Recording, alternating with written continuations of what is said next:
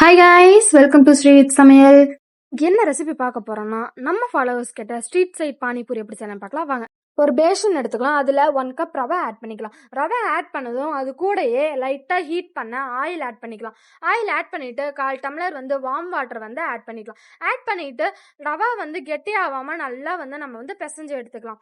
பிசைஞ்சு எடுத்ததுக்கு அப்புறமா கோதுமை மாவு 1/4 கப் நம்ம ஆட் பண்ணிக்கலாம். கோதுமை மாவு ஆட் பண்ணதும் அது கூடயே 1/4 டீஸ்பூன் உப்பும் 1/4 டீஸ்பூன் பேக்கிங் பவுடரும் ஆட் பண்ணிக்கலாம். ஆட் பண்ணிவிட்டு இது நல்லா பிசைஞ்சு ஒரு 10 மினிட்ஸ் நம்ம ஊற வச்சிடலாம். அது ஊறுறதுக்குள்ள ஒரு மிக்சியில் ஒரு கைப்பிடி கொத்தமல்லி, ஒரு கைப்பிடி புதினா, ஒரு பச்சை மிளகா, இஞ்சி, லைட்டாக உப்பு ஆட் பண்ணி நல்லா ஃபைன் பேஸ்ட் பண்ணிக்கலாம்.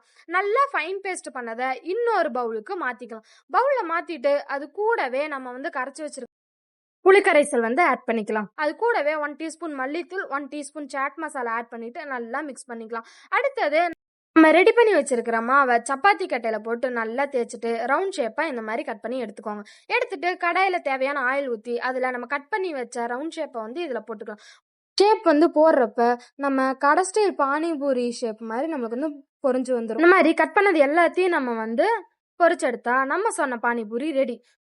பொட்டேட்டோ ஸ்டஃபிங் எப்படி பண்ணேன்னு நான் கீழே டிஸ்கிரிப்ஷனில் கொடுத்துக்கிறேன். ட்ரை பண்ணிடுங்க. மறக்காம நம்ம பேஜை ஃபாலோ பண்ணிக்கோங்க. அடுத்தடுத்த வீடியோ பார்த்துக்கோங்க. அதேமாரி யூடியூப்ல சப்ஸ்கிரைப் பண்ணிடுங்க. ட்ரை பண்ணி பார்த்துட்டு எப்படி இருக்குன்னு கமெண்ட் பாக்ஸில் சொல்லிடுங்க.